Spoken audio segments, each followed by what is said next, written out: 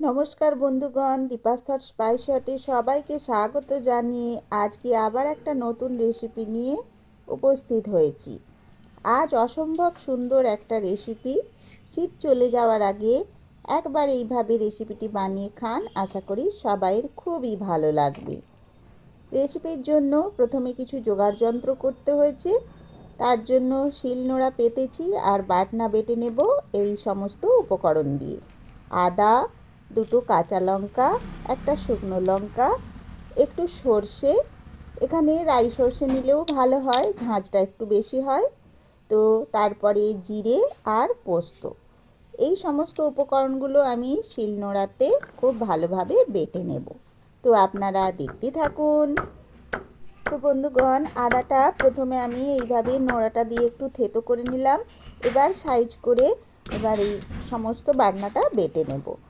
খুব ভালোভাবে একটু থেতো করে নিচ্ছি যাতে বাটনাটা বেটে নিতে খুব সুবিধা হয়। তো আজকে বাটা মশলা আর রান্নার স্বাদ অসম্ভব সুন্দর হয়। তো আপনারা এইভাবে বাড়িতে বানিয়ে খাবেন, আশা করি সবাইয়ের খুবই ভালো লাগবে। বন্ধুগণ, রেসিপি দেখে সম্পূর্ণটি দেখবেন, আর যদি ভালো লাগে অবশ্যই লাইক শেয়ার কমেন্টস করবেন। আর নতুন যে বন্ধুরা আসবেন তারা প্লিজ সাবস্ক্রাইব করে দেবেন। ঝপাঝপ সাবস্ক্রাইব করে আমার বন্ধু হয়ে যান। তো বাটনা বাটা শুরু করে দিয়েছি। যতটা সম্ভব চটপট করে বেটে 3-4 বার করে বেটে নেব, যেহেতু মিক্সি নয় তো হাতের প্রেসার দিয়ে বাটতে হবে। যতটা সম্ভব পেস্টটা মিহি করে নেবার চেষ্টা করছি। তো আপনারা দেখতে থাকুন।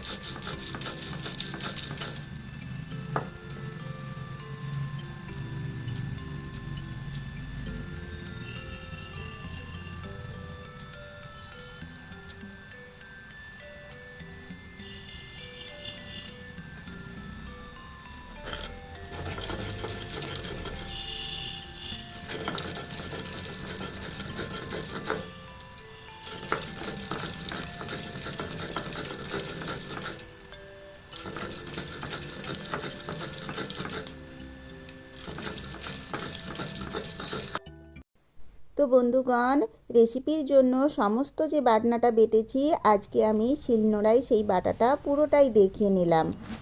মশলাটা তুলে রেখে দিয়েছি পাত্রে। আর এটা হচ্ছে ধনে পাতা। এই ধনে পাতাটাকেও খুব সুন্দরভাবে বেটে নেব। একটু আগে দেখে নিলাম, তারপর আমি পুরো ভালোভাবে বেটে তুলে রেখে দেব। তো চলে এলাম অন্য পর্বে, মানে যেই রেসিপি সেটার প্রধান পর্বে চলে এলাম। নিয়েছি 4 টুকরো মাছ। আজকে রুই মাছের পেটি। এই পেটি দিয়ে অসম্ভব সুন্দর একটা রেসিপি হয়, সেটি বানিয়ে আপনাদের দেখানোর চেষ্টা করছি। তো বন্ধুগণ, মাছগুলো ভালোভাবে ধুয়ে নিয়েছি। তারপর লবণ, হলুদ আর ঝাল লাল লঙ্কার গুঁড়ো মিশিয়ে নিচ্ছি। প্রথমে সুন্দরভাবে ছড়িয়ে নিলাম 4 টুকরোর ওপরেই। এবারে দিয়ে দিলাম বেশ খানিকটা সর্ষের তেল। এই সর্ষের তেলটা দিয়ে সমস্তটা ভালোভাবে কিছু সময় ম্যারিনেট করে রেখে দেবো, প্রায় 5-10 মিনিট। তখন লবণ আর এই ঝাল যে দিয়েছি সবগুলোই ভেতরে ভালোভাবে চলে যেতে পারবে।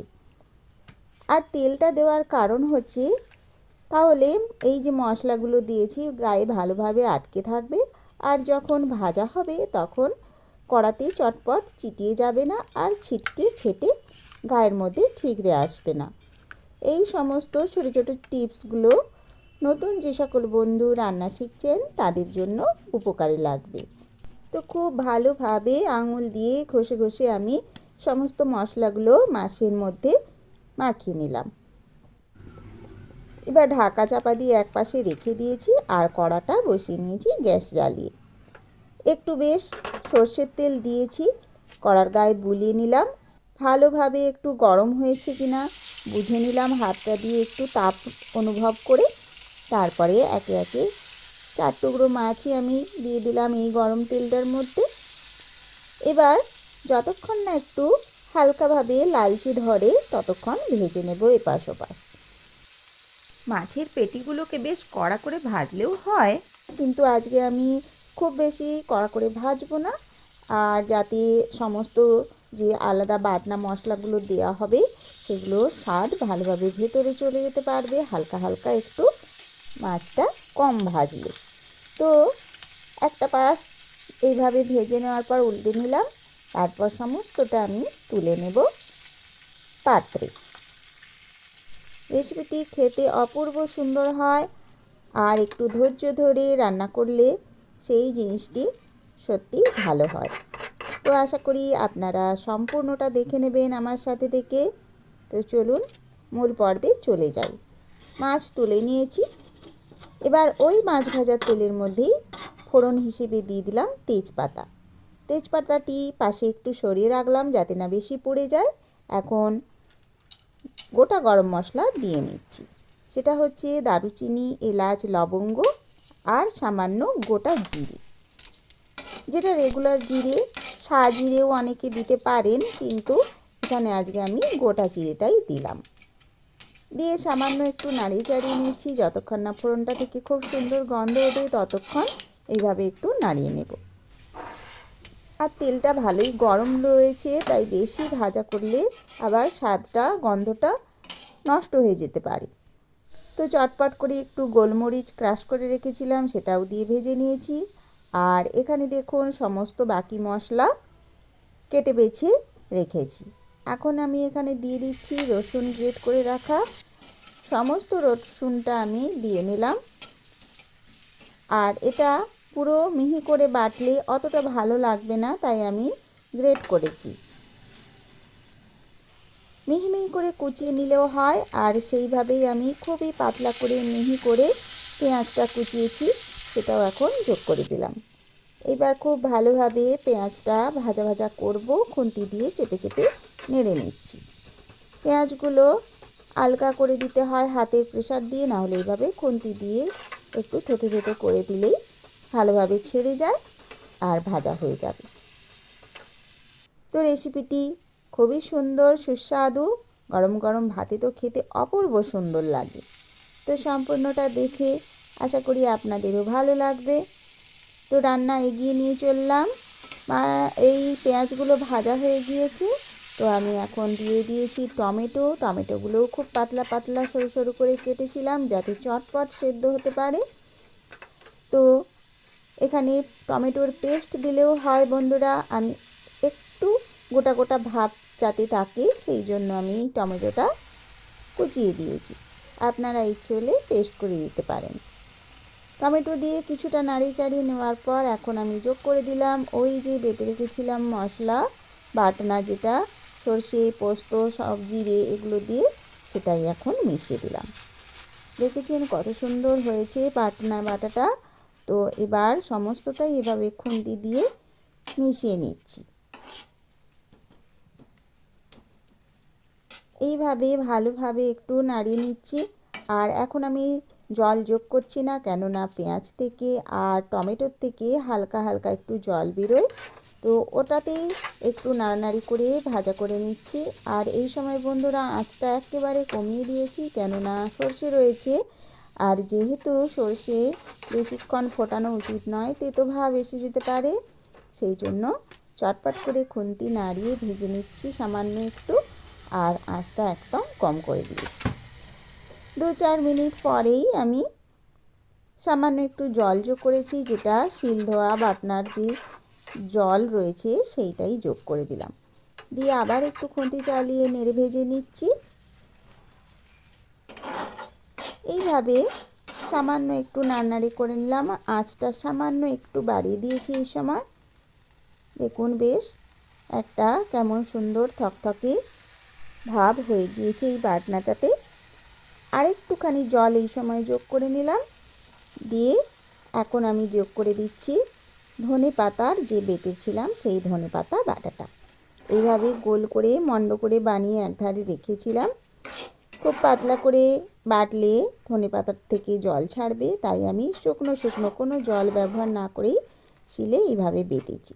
মিক্সিতে বাটলেও হয়, তখন সামান্য জল যোগ করেই বাটতে হয়, তো আজকে আমি শিলেই বেটেছি। নাড়িয়ে চাড়িয়ে মিশিয়ে নিয়েছি। তারপরে এখন দিয়ে দিলাম একটু লবণ, মানে আন্দাজ অনুযায়ী প্রয়োজন মতো লবণ আর হলুদ। এতে রঙটাও সুন্দর আসবে। আর বন্ধুরা, লবণ ছাড়া তো রান্নার উপায়ই নেই, রান্নার স্বাদ লবণেই বাড়ে। তো বন্ধুগণ, সমস্ত উপকরণগুলো প্রায় দেওয়া হয়ে গিয়েছে। এবার খুব ভালোভাবে আমি খুন্তি চাড়িয়ে চটপট করে নেড়েচেড়ে একটু সমস্ত বাটনাটা জলের সাথে মিশিয়ে নিয়েছি আর একটু ভাজা ভাজা হয়ে যাওয়ার জন্য অপেক্ষা করছি। তো সামান্য একটু আঁচ বাড়িয়েছিলাম, একটু ফুট ফুট মতো ধরেছে, টকবক করছে সামান্য, তলায় যাতে না ধরে সেদিকে খেয়াল রাখতে হবে। তো সমস্ত দিক খেয়াল রেখে যথারীতি আমি একটু জিরে গুঁড়ো আর চিনি যোগ করে নিয়েছি। দিয়ে তারপর আবার ঝটপট করে খুন্তি চালিয়ে সমস্তটা আবার একবার মিশিয়ে নিচ্ছি। দেখেছেন তলায় ধরেনি, অথচ বাটনাটা ধীরে ধীরে কষা হচ্ছে। যতটা সম্ভব চটপট করে কষে নিতে হবে। আর কষা হয়ে গেলেই দেখবেন বন্ধুরা তেলটাও ছাড়বে আর এটার কালারটা একটু চেঞ্জ হয়ে যাবে। যেহেতু ধনেপাতা রয়েছে সামান্য একটু কালচে ভাব আসবে। তো তারপরে আমি এখন একটু সামান্য, অতীব সামান্য সর্ষের তেল যোগ করেছি। যেহেতু ফোড়ন যখন দিই তখন মাছ ভাজারই অবশিষ্ট তেল সামান্য ছিল, সেই জন্য এখন আগে আমি তেল আর যোগ করিনি। তো একটু বোঝা যাচ্ছে যেই পরিমাণ বাটনার রয়েছে তাতে তেলের একটু কম হয়েছে, এটা মনে হলো। তাই একটু সর্ষের তেল যোগ করে আবার একবার নাড়িয়ে চাড়িয়ে ভেজে কষে নিয়েছি। শুকনো শুকনো ভাব প্রায় হয়েছে, এবার জল যোগ করার পালা এসেছে। এই সময় আমি যে জলটা দিলাম ওর মধ্যে একটু কাশ্মীরি লঙ্কার গুঁড়ো যোগ করেছি, যাতে রঙটা একটু ভালো নেয়। আর বিশেষ খেয়াল রাখতে হবে এই দিকে জলটা যেন গরম হয়। তো আমি পাশে একটু হালকা করে জল ফুটিয়ে নিয়েছিলাম। খুব ফুটানো দরকার নেই, একটু বেশ গরম ভাব উঠবে, ধোঁয়া উঠে পড়লেই চলবে। মানে ঠান্ডা জল দিয়ে রেসিপিটি রান্না করা চলবে না, গরম জল দিয়ে রান্না করলে স্বাদটা খুবই ভালো হয়। তো আমি যোগ করে দিয়েছি জল, সমস্তটা একটু মিশিয়ে নিলাম। বাটনা পুরো সুন্দর একটা গ্রেভি ভাব নিয়ে নিয়েছে। তো জলে ফুটেও ধরে গিয়েছে ভালোভাবে, টকপক করছে। এই সময় আমি যোগ করলাম ভেজে রাখা মাছটা যোগ করে দেওয়ার পর খুন্তি দিয়ে এবার একটু সমস্তটা সমান করে দিলাম নাড়িয়ে চাড়িয়ে, আর আঁচটাও একটু বাড়িয়ে দিয়েছি। ঝটপট থালাটাও চাপা দিয়ে দিলাম। 2-4 মিনিট পরে ফুটে যাওয়ার পরে এই যে দেখুন এখন এরকম পরিস্থিতি। এবার আমি ঢাকনা খুলে দেখে নিলাম, রঙটাও অনেকটাই বদলে গেছে। আঁচটা বাড়িয়ে নিলাম সামান্য একটু, যাতে আর একটু গ্রেভিটা বসে যেতে পারে। খুব গা মাখা করবো না, তাহলে ভাতে মেখে খেতে একটু অসুবিধা হবে। আর যাতে একটু হালকা রস থাকে সেই মতো আমি এইভাবে একটু আঁচটা বাড়িয়ে কমিয়ে জলটা নেড়ে নিই। আপনাদের ভালো লাগলে একেবারে শুকনো শুকনো কষা মাংসের মতো করে এই মাছের গ্রেভিটাও রাখতে পারেন, সেটা আপনাদের যার নিজস্ব ব্যাপার। তো আজকে আমি এইভাবে একটু হালকা রস রেখে মাছটা রান্না করছি, যাতে গ্রেভিটা সুন্দর হয়। আর বন্ধুরা, স্ট্যান্ডিং টাইম দেওয়ার সময় এই গরম পাত্রে রাখলে নিজের থেকেই অনেকটা জল কমে যায়। তো সেই সব বুঝেই একটু রান্নার রসটা রাখতে হবে, এই ঝোলটা রাখতে হবে। তো এবার গ্যাসের আঁচ বন্ধ করে দিয়েছি। দেওয়ার পর ওপর থেকে একটু পাতি লেবুর রস যোগ করে নিলাম 2 কোয়া মতো। আর এবার দিয়ে দিলাম সব শেষে কাঁচা সর্ষের তেল, দিয়েই আমি ঢাকনা চাপা দিয়ে দিলাম। বেশ কিছুটা সময় খুলে নিলাম। এখন দেখুন ছবিগুলো দেখিয়ে নিচ্ছি। দেখতে কত সুন্দর হয়েছে, কালার চেঞ্জ হয়ে গিয়েছে। আর এই ধনেপাতা দেওয়ার জন্য স্বাদটা অসম্ভব সুন্দর হয়। এখন আমি হালকা হাতে খুন্তিটা দিয়ে এইভাবে একটু গ্রেভির মধ্যে এই সর্ষের তেল আর লেবুর রসটা যাতে মিশে যেতে পারে তার ব্যবস্থা করছি। নাড়িয়ে চাড়িয়ে নিচ্ছি আলতোভাবে। তো তারপরেও বেশ কিছুটা সময় রেখে দেব, একেবারে খাওয়ার সময় পরিবেশন করে নেব। বন্ধুগণ, আশা করি আপনাদের দেখে লোভনীয় লাগছে বলে মনে হচ্ছে। তো কমেন্টস করে জানাবেন, তাহলে আমি বুঝতে পারবো আপনাদের কার কতটা ভালো লাগলো। তো গন্ধ তো অসম্ভব সুন্দর বেরোচ্ছে রান্নাঘরে। এখন শুধু মনে হচ্ছে কখন গরম গরম ভাতের সাথে এটা খাওয়া হবে। এই যে আমি ঢাকনা চাপা দিয়ে কিছু সময় রেখে দিয়েছি। তারপরে এই যে একটা কাঁসির মধ্যে মাছগুলো আগে বের করে নিলাম, আর গ্রেভিটা আমি কড়াইয়ের মধ্যেই রেখেছি আলাদাভাবে। আর ওপর থেকে আমি আলতোভাবে অল্প একটু গ্রেভি ছড়িয়ে নিচ্ছি মাছগুলোর ওপরে, যাতে একটু দেখতে সুন্দর লাগে। তো এইভাবে রেসিপিটি আজকে কমপ্লিট করলাম। আপনাদের আশা করি সত্যি ভালো লেগেছে। এখন একটু সাজিয়ে গুছিয়ে নেব, তো আপনারা দেখতে থাকুন।